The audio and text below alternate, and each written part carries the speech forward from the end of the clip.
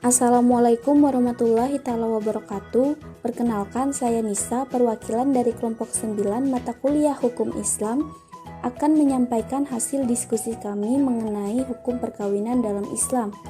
Sebelumnya saya ucapkan terima kasih kepada Pak Sakman, SPD MPD, selaku dosen pengampu mata kuliah ini, dan teman-teman kelompok yang sudah berkontribusi sehingga makalah ini bisa selesai tepat pada waktunya. Pertama-tama, sebelum kita masuk ke dalam materi mengenai pernikahan atau perkawinan, sebelumnya alangkah lebih baik jika kita mengetahui definisi pernikahan dalam versi agama Islam. Pernikahan atau nikah artinya terkumpul dan menyatu, atau bisa juga disebut ijab qabul. Pernikahan dalam Islam juga dimaksudkan untuk memenuhi kebutuhan rohani atau kebutuhan seksual seseorang secara halal untuk melangsungkan keturunan. Apa sih hukumnya pernikahan itu? Apakah wajib, sunnah, atau mubah? Di sini saya akan menjawabnya. Hukum pernikahan itu ialah mubah, yang berarti boleh dilakukan dan juga boleh tidak dilakukan. Setiap sesuatu itu pasti mempunyai tujuan. Begitu juga dengan pernikahan.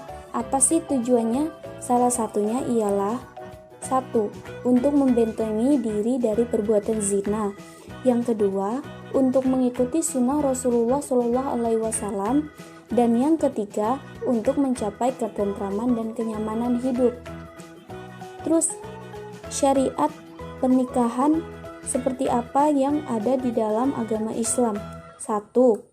Harus ada calon suami. Calon suami memiliki kriteria antara lainnya beragama Islam atas kemauan sendiri, bukan mahram, tidak sedang beribadah haji. Yang kedua, ada calon istri. Calon istri kriterianya seperti ini. 1. Beragama Islam, bukan mahram, tidak sedang dalam idah. Idah maksudnya tidak sedang dalam masa tidak bercerai dengan suaminya yang terdahulu. Berarti idah tersebut harus menunggu seorang wanita yang bercerai dari suaminya, atau menunggu rahim yang ada di dalam wanita itu benar-benar bersih. Tidak bersuami dan tidak sedang beribadah haji. Selanjutnya ada wali. Wali memiliki kriteria seperti berikut: mualaf, Islam dewasa, sehat akal, bersifat adil, tidak sepihak. Maksudnya tidak berpihak antara yang satu dengan yang lain. Terus laki-laki yang pastinya, dan merdeka. 2 orang saksi.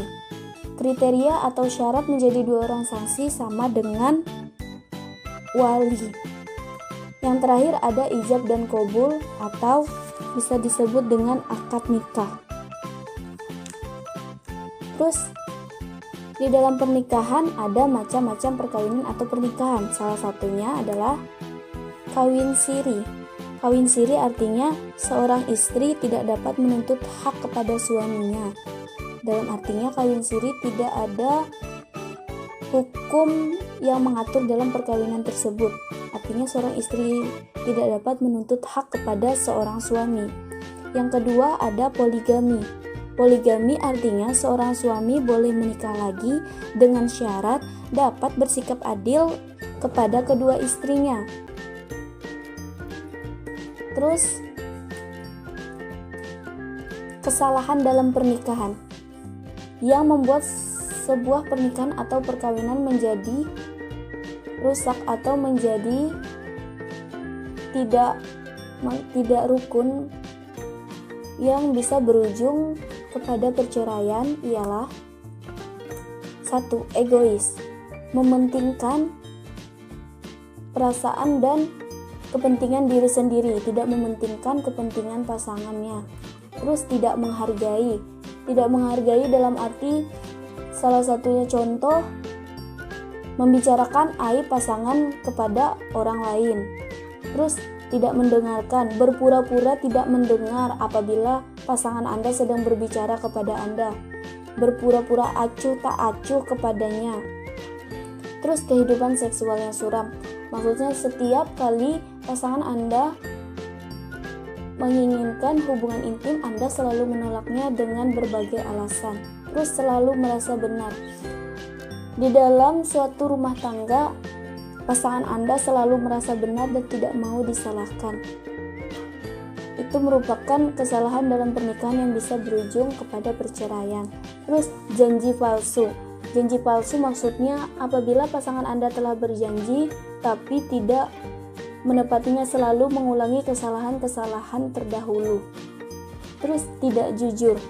Kejujuran adalah kunci utama dalam suatu hubungan. Jadi kita harus bersikap jujur kepada pasangan sehingga rumah tangga menjadi damai, rukun, dan tentram.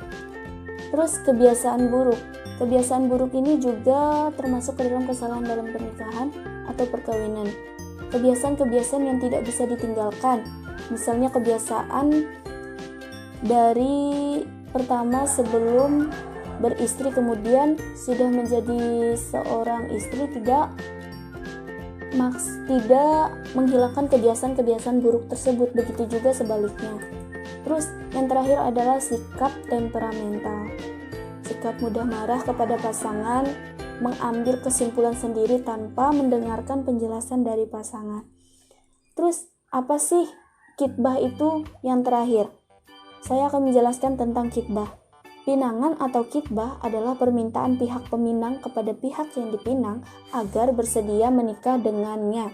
Tujuannya agar peminang atau yang dipinang saling mengenal, selain juga sebagai persiapan memasuki kehidupan rumah tangga yang langgeng, menjajaki kemungkinan membangun kehidupan keluarga yang kekal, serta mewujudkan rasa saling pengertian dan keharmonisan sesuai tatanan yang ditetapkan dengan as-sunnah. Baiklah, itulah pemaparan materi dari kelompok kami. Apabila ada salah kata, kami mohon maaf. Kritik dan saran atau masukan yang ingin disampaikan kalian kami terima dengan lapang dada, kami terima dengan baik demi kesempurnaan makalah ini. Mohon maaf apabila ada salah kata dalam penyampaiannya. Akhir kata, saya akhiri sebagai wakil dari kelompok 9. Wassalamualaikum warahmatullahi ta'ala wabarakatuh.